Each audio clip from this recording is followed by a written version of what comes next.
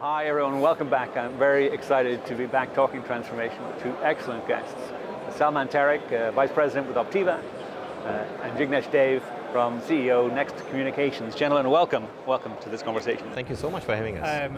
This show, is full of technology. It's full of all kinds of buzzwords and so on.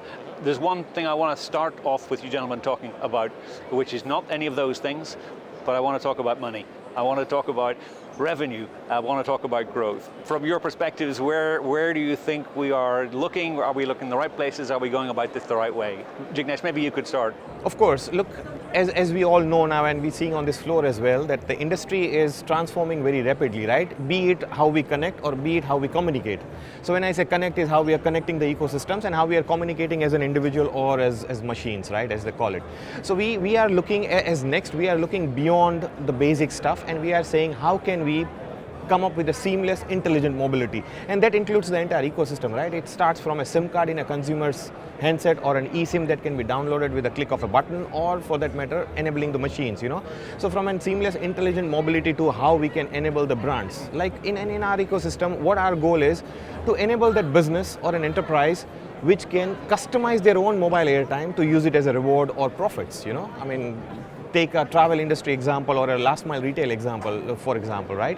And then last but not the least is the user experiences, right? We have to convert those features into the benefits, and those user experiences have to be very, very simple. I mean, like one of our trademark thing is we onboard a customer, a traveler in less than an 85-second thing. Okay. I mean, I'm not going to use this platform as marketing my own products, but that's how it is, Sure. We've got to understand the benefits and the opportunities. That's what this is all about. Salman. Yeah, no, absolutely. I mean, look at all the innovation and the hunger for innovation on this floor here, right? So, I mean, you can sense that both the operator and the vendor community, they do realize that this is the time, this era, we cannot afford to miss, building on the service innovation. So we need to take all these technologies, assimilate them, and create those services. And it's not about building that one use case, two use cases. Telcos need to be the platform for innovation. That's what we believe, that it's about creating that ecosystem. Today is one technology, tomorrow is going to be another one. But the structure of these telcos need to change in order to embrace those technologies and build innovation. Yeah. I mean, something that I think we've seen happening for a few years is the shifting emphasis between network and software. It seems like the industry's kind of getting the point that, as you say, network is more of a platform, and you can innovate much more on the software side. You talk about the customer experience examples. Indeed, absolutely. I mean, and see, that's how you engage, right? And engagement is the most important part, although it's very highly low rated in terms of the overall industry ecosystem. Yes, we all focus on how we can innovate in terms of technology, how we can get the platform better, how we can get the scalability, but we sometimes don't only ignore the fact that the consumers convenience is one of the biggest factor when they cross the foot through the door, and then hand-holding from simple awareness to advocacy stages, right? So you have to make sure that those things are in place before we just keep it very complex in terms of, are we going AI? Is my consumer now going to use GPT for whatever use case it could be, right? Yeah. That's really. I mean, in thinking about some of those opportunities and how we convert them into reality, are there common challenges that you see for facing in the industry, and you as an innovative operator, what are the things that are in the way of making that kind of progress? Look, if this was a question that was asked in my office, I'm a chartered accountant. Okay. So my finance team knows that I will always be talking about what is the break-even point, right? Okay. But when I get into my technical meetings, I say, what is the breakdown point? Okay. Can we manage 100,000 subscribers? 10 million subscribers? So the infrastructure growth and scalability definitely is a challenge with new innovators and disruptors coming in. Because look, for them it will be an easy path. Right now with the cloud-based technology, to copy someone and go at a rapid pace is very, very easy in my humble opinion. So when you are already into the industry, that scalability, or as I say, what is the breakdown point of your technology or whatever resources you have, that's very crucial, and we have to be mindful about it when we are on a scaling path, So that's one. Second, I would say the compliance and the regulations around various countries. So sometimes when you're dealing with a cross-border consumer or a machine learning business, you might have to be mindful about various regulations around that as well. And we're still finding out some of those limits and boundaries, I guess. Absolutely. I would say, look, if you look at fundamentally, if you open the books, the larger telcos are still very much focused on reducing the costs. The books tell the tale, right? So you can't expect them to be the beacons of innovation at this point in time. So there's a lot of focus on using technology to bring the cost down. And that's why I think what we see in our world is a lot of innovation comes from new entrants because they don't have that baggage and they can straight away go into innovating services. And what Jignesh talked about, I mean, there was an era when you had to build technology platforms to drive some innovative use cases. Now everything is in the cloud. I mean, you have all those things available. It's about putting the right focus and getting it out there. So I still think the driving force of innovation will come from the newer entrants, more innovative players, because they don't have to worry about the telco baggage. Yeah. I just want to pursue that thread a little bit further because I think there's an interesting difference in telecom. Much of telecom grew up by being kind of at scale from day one. I mean, all the privatized former monopolies and state operators, they just inherited all of that in day one. But newer entrants come through, to your point, have a major concern about, look, I can do this for 1,000, but what happens at 100,000? Where are the points at which I inflect? That kind of, how important is that sort of hyperscale and cloud native, from day one sort of idea when you think about your business and innovation? Yeah, look, it's very crucial and critical for the growth of the business, right? Forget about the scalability. Now we are talking about the sustainability at this stage because a newcomer coming into the market and bringing a top-notch or an advanced technology, and now if you're still catching up and you are still worried about what is your break-even point or breakdown point for that matter, right? And then it becomes a chicken and egg situation now, and then you're again in that tug of war with the new entrant. Obviously, I mean, when you are entering into the market, there are certain challenges on that side as well, but I still strongly feel that scaling the network infrastructure is definitely one of the challenges when it comes to hyperscalers or the new entrants, and making it more viable and sustainable in terms of your breakdown points.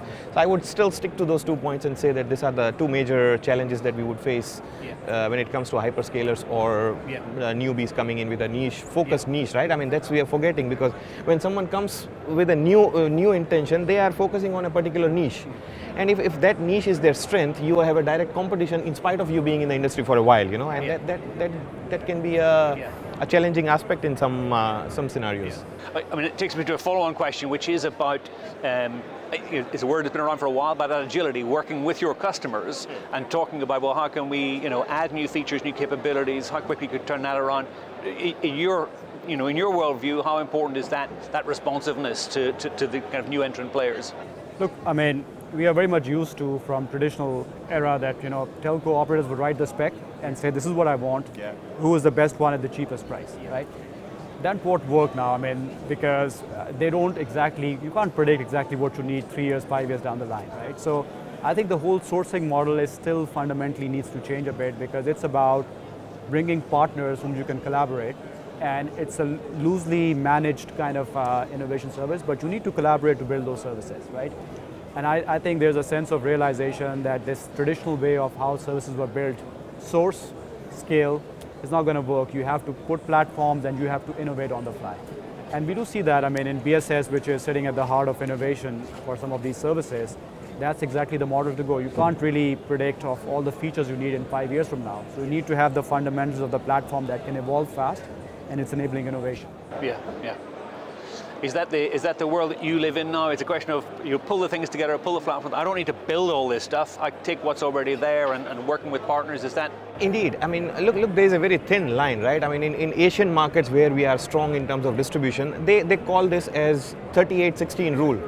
So they say that the strategies that are being made in an air-conditioned office at 16 degrees don't work in 38 degrees on the ground, So sometimes you have to think from a consumer perspective as well, and I call it COWs, C-O-W, customers' own words. Okay. Those are buying signals, I mean, if you can just give your ear and listen to them, which is my weakness, by the way. Okay. So I'm working on it, but sometimes you have to have a consumer perspective to design your product or to tweak few things here and there, and then it goes miles, Yeah. At the start of our conversation, you focused in very much on that kind of digital experience, incremental gains. A bit kind of sporting. It's coming in a sporting analogy now. Hey, you can't do one leap in one go, but the incremental gains. How important is all the buzz and hype around Gen AI and before that even AI as well? Where do you put that in the scale of kind of impact for for the kind of model that you have about incremental gains and digital experience? So look, as I say, it is a slow-paced, innovative approach in the ecosystem because, I mean, there are various equations here. I mean, we have business all across 3 continents, right? So we are talking about 2 extremes here.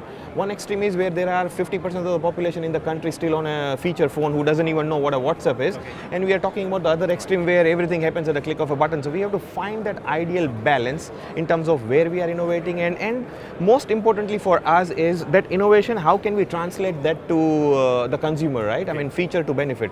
I'll give you a very simple example. In old days when internet was new in our lives, we didn't know what to do with that.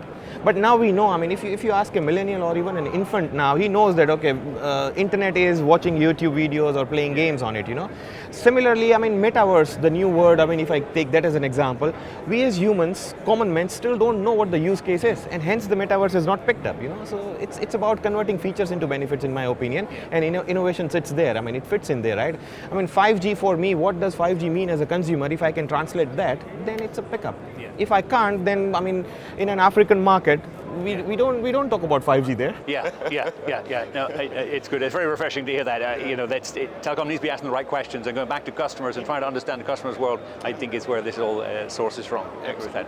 No, absolutely. I mean, like Jignesh said, I mean, you need to translate those technologies into concrete use cases. I mean, Gen AI doesn't mean anything to an end user unless he knows what to do with it. Yeah. But the one thing I would say is, I mean, if you look at all technologies that came into telcos, I mean, they had a certain curve. It took a couple of years for them to mature and get mainstream. AI and Gen AI specifically, you see the curve is on a very high exponential growth rate, right? So this will happen much faster than anyone predicts, which means that if telcos are not going to do something about it, someone else will come and fill that gap, right? So you see a sense of urgency here as well that, how to embrace AI, how to be an AI native telco. And that's absolutely the right approach because this technology is going to grow very fast. Yeah, look, if not telco, who else, right? Yeah. I mean, that's the question. Yeah. Who else? I mean, we talk about, I mean, if I give you a very simple consumer example, it's not a phone anymore. It's your bank, it's your university, it's your office. Yeah. Everything is on the phone. So if not us, who? As an industry, right? Yeah. I think there's lots of opportunity out there. I think that's one of the questions for telecom is how much are we in telco going to be able to grab that? How fast do we have to run? How quickly do we have to learn? Sure. And realize that it is a competitive market out there. It's not all for telcos. Gents, it's been wonderful talking to you. Thank you very much. I hope you have a very successful week. Thank you so much. Thanks a lot. Thank you. Thanks.